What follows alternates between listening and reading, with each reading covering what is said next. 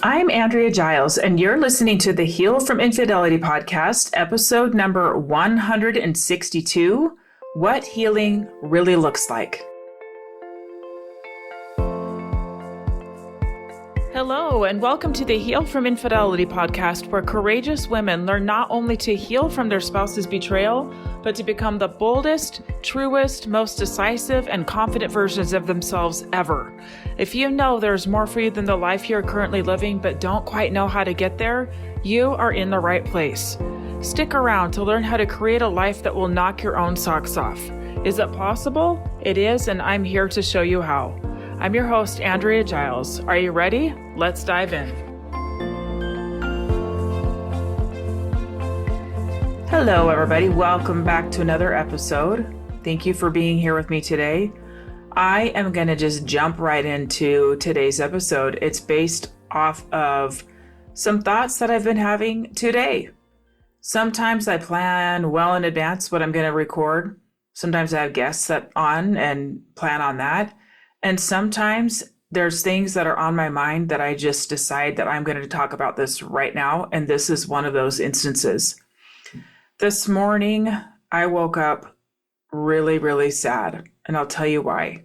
Because I had a dream last night where I found out that my husband was cheating on me. And in the dream, there was a lot of deception, a lot of lying. And I was really, really sad. And I felt so much shame. I felt so small. I felt like it must be my fault. There must be things that I'm not doing well enough, or he would never do this. And I woke up from this dream really relieved that it was a dream. I'll tell you that. I was really relieved. I know many of you feel like it's like the worst nightmare ever. And as you know, because of the things that I talk about, I have experienced this in real life, right?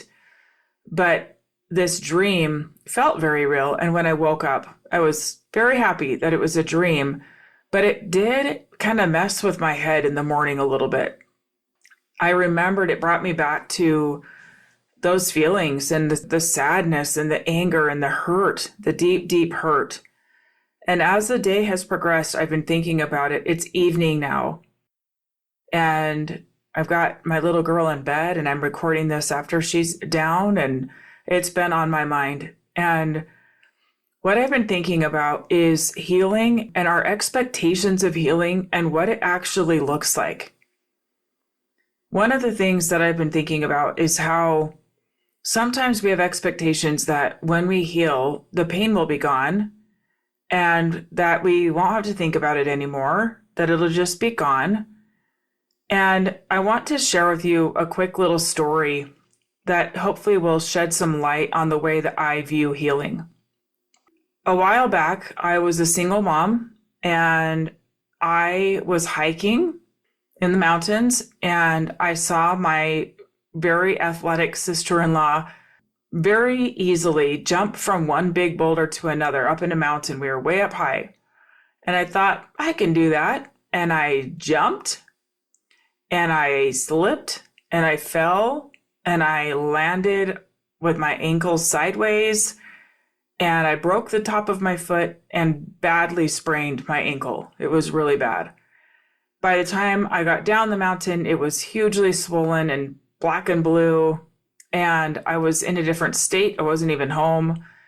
And it was my right foot. And I was a single mom that had no drivers in my home. I was the only driver. And I broke my right foot. It was a rough time. It was a difficult time. And I remember going to physical therapy because I sprained it so bad. And he gave me all kinds of different exercises to do to re-strengthen my ankle.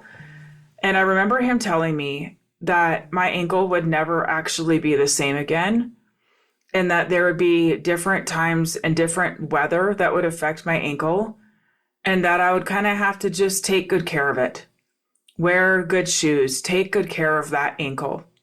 Now, fast forward about 9 years later, there are shoes that I will never be able to wear.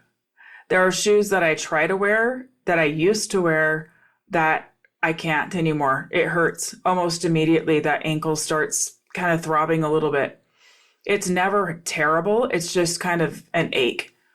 And I know I'm not willing to put more pressure on that ankle that needs support from me. So I don't wear certain shoes anymore. I cannot wear high heels, for example. There's just not enough support. So what does this have to do with healing? That dream, it took me back. It took me back to dark times, right? Dark times in my life where I was hurting terribly, where my heart was broken. And you know how dreams are, they seem very, very real, right? I consider myself as having healed, that I rarely feel the pain or even really think about infidelity. And yet I had a dream about it, seemingly out of nowhere. I really don't know where it came from. Here's what I've come to make it mean throughout this day as I've thought about it. I think that there are things that our subconscious learns to be afraid of. Our subconscious can remember things that harm us. Our subconscious is there to effortlessly, without us thinking, right? Subconsciously, automatically to protect us, to warn us of danger, to keep us safe. And so when we deal with really difficult things, our subconscious is going to hold on to some of that, and it's revealed in certain ways. For example, some of you have subconscious thoughts about yourselves that are not very kind. And when we deal with things like infidelity, it can amplify it in a big, big way. And if we don't know this is happening, it's going to run the show. That's going to be the new subconscious message. It's going to be louder. And these subconscious ways of viewing ourselves and viewing the world will run the show. They will run the show. And the work that I do is helping my clients pull those out at the root and really see them and really tell the truth about them. So back to this morning, I woke up sad. My husband was next to me. I told him about my dream, and he came and curled over by me and held me, and I wasn't crying, but I was just sad. I was just sad, like thinking about it. And as the day progressed, what I really was feeling is that I have the tools now that I did not have before. I did not have them. I didn't know how to pull myself out. I didn't know when triggers hit what to do with them. So you could say that it felt triggering to me this morning, right? And what I did is I talked to him, even though it was just a dream, right? But I let him in on it. I let him in on it. And then I brought myself back to what is true today. What is real now in my life? What's real now is I have a husband who I adore and who adores me, and we are faithful to each other. What is true now is that I have grown immensely from the difficult times in my life, and that I've learned so many skills, so many different things to help myself. I know how to support myself, and I know what not to do. So kind of like my ankle that will always probably be a bit touchy. I know what shoes not to wear, right? I don't have to judge the heels. I don't have to judge my ankle. I just know we're not a match anymore. Bummer, right? But I know that it does not support me in the best way, and that I would be signing up for suffering, for hurting, physically hurting if I wear them. It's much the same with healing. We learn how to support ourselves, like what we are doing that is increasing our suffering, increasing our pain. What situations are we putting ourselves in that we know we're just like piling it on? What thought processes are we engaging in that are piling it on, that are making it worse? What ways are we fighting with our spouse, looking for answers that are not going to come to us that way? They are not going to come from us being aggressive, from us being coercive in some ways. Sometimes we can try to get some control back by being really aggressive and angry and trying to get some control of the situation. this backfires. And we can learn that. And we can learn different ways so that when we have these things come up, when we have real triggers, when we have real memories, when we have real things that are in our face reminding us that we know what to do with it, that we don't have to stay in it, that we don't have to suffer any longer than we need to. The other thing I wanted to mention is, again, how I, in that dream, was feeling so small, so embarrassed, so ashamed, so small, just so small, like, surely I must not have cut it. Surely, despite my best efforts, I must not have been enough. And that feeling, that horrible feeling that I have definitely felt plenty in my life. That horrible feeling, I've been thinking about that too. And I want you to hear me when I say this. No one can make another person be unfaithful. No one can make them be unfaithful. We are mighty, we are powerful, but we're not that powerful. We can't make anybody. So I don't care if you can go back and you can look at areas where maybe you were dismissive or maybe mean at times or not affectionate enough or whatever it may be. Those things may be true. There may be healing that you listening have needed to engage in, and this is a wake-up call to say your house is on fire and these are things that need to be fixed, okay? This may be true. You know what else is true? You didn't make them do it. And there's nothing you could have done or said that would make somebody else go override their own integrity and engage in things that hurt you and that ultimately hurt them. No one can make them. We can always look at our side and go, yeah, I pulled back at this time. I kept myself busy because I felt kind of uncomfortable around him for various reasons. So I kept myself busy. We can find all kinds of things that we regret. We can tell the truth, and I recommend we do, that we really dive into this stuff and face it head on. But what I don't recommend is staying there in a place where you feel small, in a place where you feel like if you were better, it wouldn't have happened, in a place where you feel like other people are better than you, whose spouses aren't unfaithful. These are the things that create so much suffering in us that just are not true. They're just not true. They're lies. Our brains are trying so hard to make sense of this thing that is nonsensical. And it comes up with all kinds of horrible stories to fill in the gaps.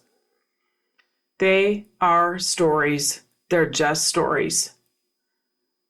I invite you to challenge those stories, challenge them, fight for yourself here, stand up for yourself against your own brain. Not in an aggressive way, but in a kind, I hear you, I know you're trying to protect me, but this story's not helping. I'll take it from here. I'll take it from here. What healing actually looks like is when we have these moments that we can bring ourselves back to center, bring ourselves back to what is true. It does not mean that these moments will never rear their head. It does not mean that we will not have moments of sadness that it happened. It does not mean that we will not have moments where we remember how horrible it felt, even if it's brought to us in a subconscious way, like in my dream. What it does mean is that when these moments happen that are going to be far and few between as you heal, what is going to happen is that you will have grown the ability to put things back in a perspective that is supportive of you. This doesn't mean propping ourselves up to the point where we are blind to ourselves, where we self-deceive. This means that we know what our weaknesses are. We have taken them on. We know what we struggle with. We want to respect ourselves, and we have the courage to grow, to become wiser, stronger, more vulnerable, all of those things. And when these kinds of things come up, when we feel kicked down a little bit, when we have moments that are painful, we are able to bring ourselves back to what is true, and to a perspective that has room for us to be good, for us to feel good, for us to see ourselves with a warm, caring, self-respecting light. That's what healing looks like. That's what it means to heal. Holding yourself in warm regard, holding yourself with kindness.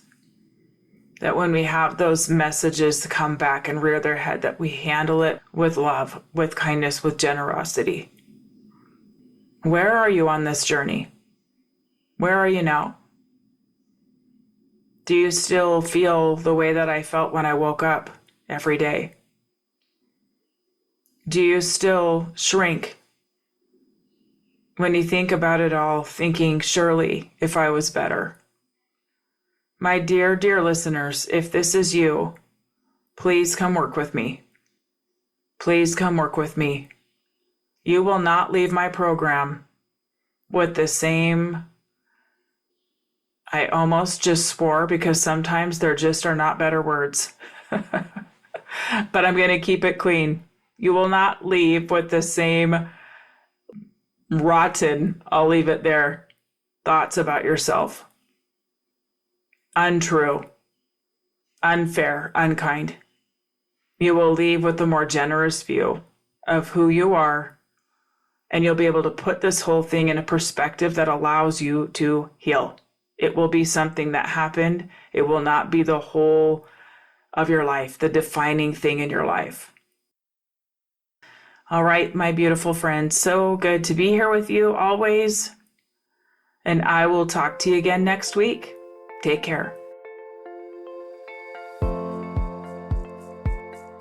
Thank you for listening to the Heal from Infidelity podcast. If you would like to be kept in the know about upcoming free classes, new podcast episodes, and other ways of working with me, go subscribe to my weekly email. You can subscribe at andreagiles.com/lies-about-infidelity/. Again, it's andreagiles.com/lies-about-infidelity/.